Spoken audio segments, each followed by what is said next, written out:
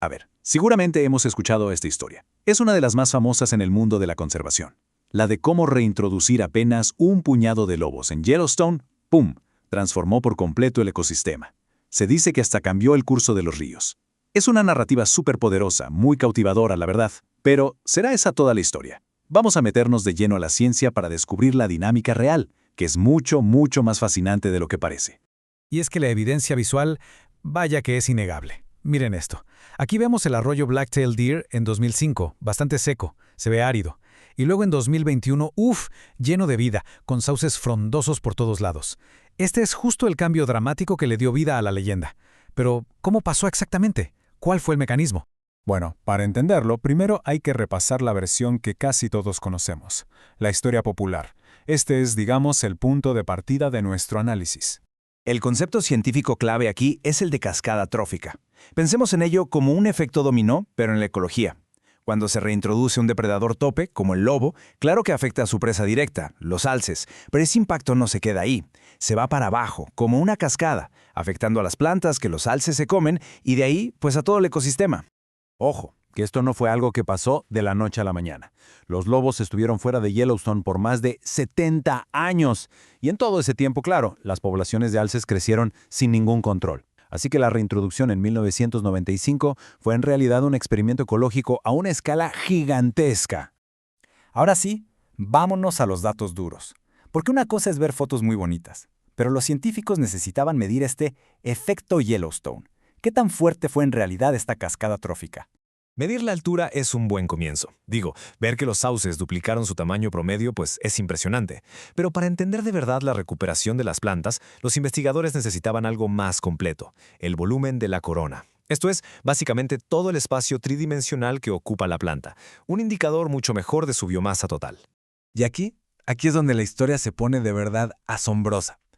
Entre 2001 y 2020, el volumen promedio de la corona de los sauces aumentó en 1500%. No es un error. Un 1500%. O sea, estamos hablando de una recuperación masiva, algo que va mucho más allá de lo que la simple altura nos podría decir. Y lo más interesante es poner este número en perspectiva. Usando una medida estándar, los científicos pueden comparar la fuerza de la cascada de Yellowstone con otras en todo el mundo. ¿Y qué creen? Con un ratio de 1.21, el efecto en los sauces de Yellowstone es más fuerte que el que se observa en la mayoría de los sistemas marinos o de pastizales que se han estudiado. Es un caso excepcional. Entonces, caso cerrado, ¿no? Volvieron los lobos, se asustaron los alces, crecieron las plantas. Fin. Pues, no tan rápido. Como señala este mismo estudio, una cosa es saber qué pasó, pero el cómo y el por qué, bueno, eso es mucho más complejo. Y aquí es donde la historia da un giro súper interesante.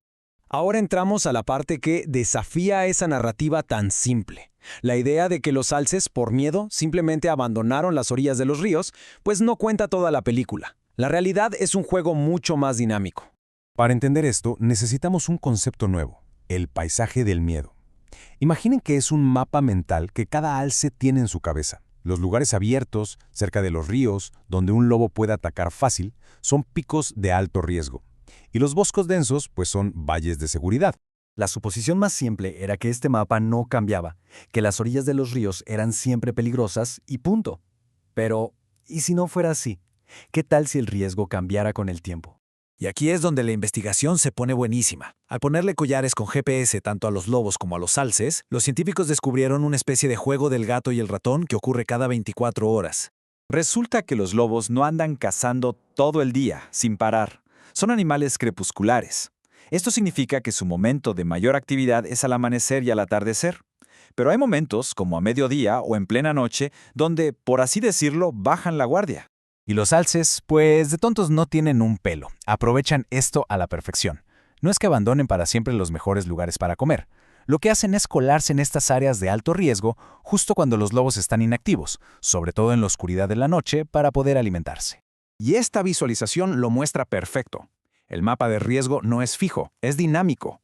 Un lugar que es un pico de miedo mortal al atardecer se convierte en un valle de relativa seguridad a medianoche.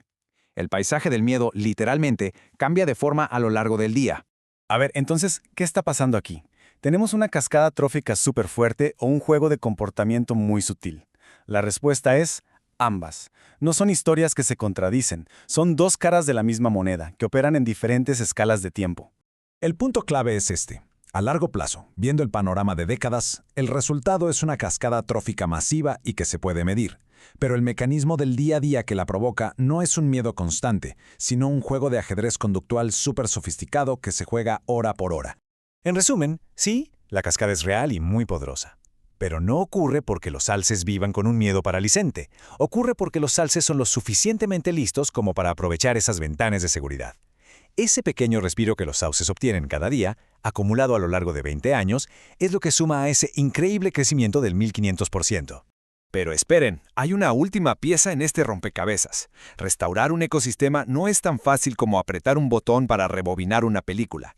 El camino de la recuperación es muy diferente al camino del declive. Se podría decir que el sistema tiene memoria. La larga ausencia de lobos, y por lo tanto de castores, cambió físicamente el paisaje. Los arroyos se hicieron más profundos, el nivel del agua subterránea bajó, y esto creó nuevas barreras físicas para que los sauces se recuperaran.